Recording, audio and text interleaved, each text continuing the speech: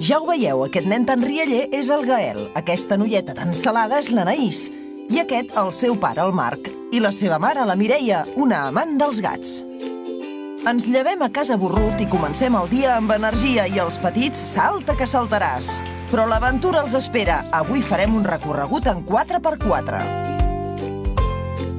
Bon dia, família. Avui començarem l'excursió als llacs de Lladorre. Espero que us agradi, a més, amb aquest dia magnífic que fa.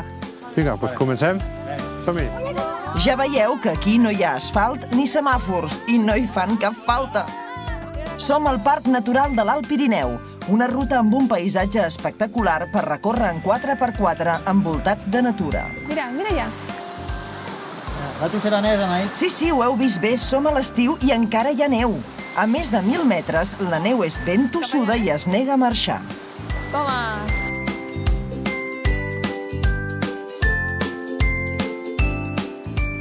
A veure, qui es banya aquí ara? T'ha tocat, Marc! Ui, el papi. Papi, papi.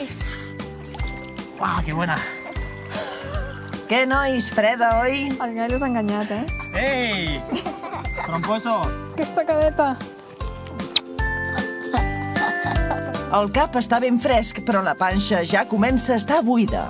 I res millor per matar la gana que un bon dinar casolà com el que preparen en aquest hostal de Trívia. Has banyat al final o no? No, La cara.